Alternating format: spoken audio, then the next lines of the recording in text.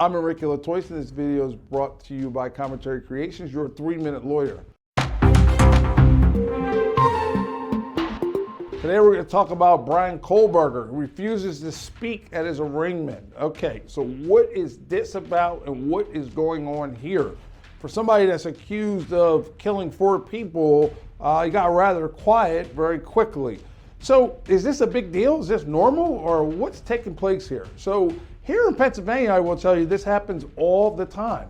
Now, there in Idaho, they said that he refused and he remained silent. Here in Pennsylvania, we say they stand mute.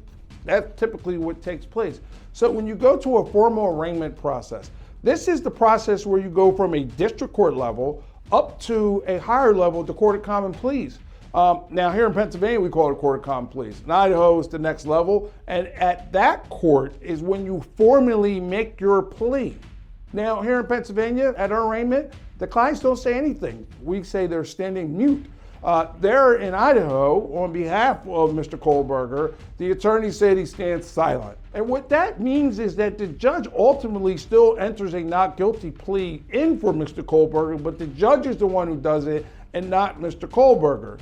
So what that means is that he still reserves his right to still plead guilty, to plead not guilty at some point. But for now, he is officially pleading not guilty in the court's eyes. And this allows the defense and the prosecution to still deal with one another and to still allow him to change his plea at any point.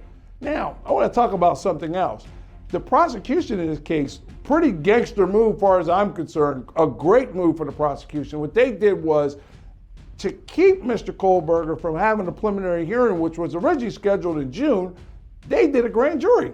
Now, Idaho has a kind of a rule here where if someone is charged with a felony or charged with a serious crime, the prosecution can have 2 things done to prove probable cause. So they got to prove probable cause to get to that next level at that arraignment.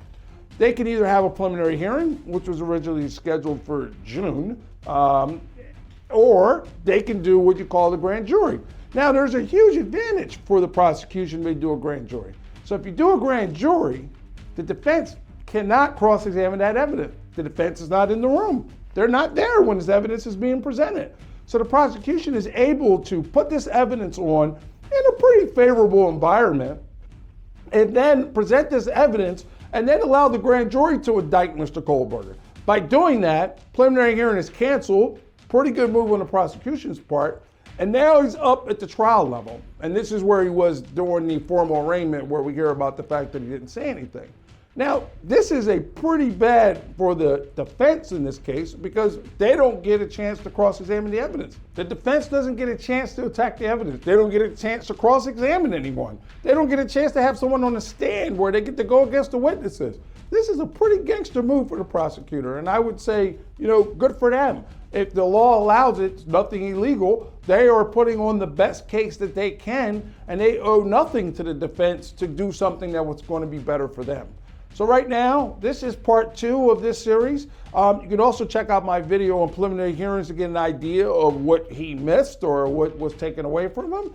And what we're dealing with here is many more videos to come in reference to this matter. So Enrique Latoison, your 3-minute lawyer.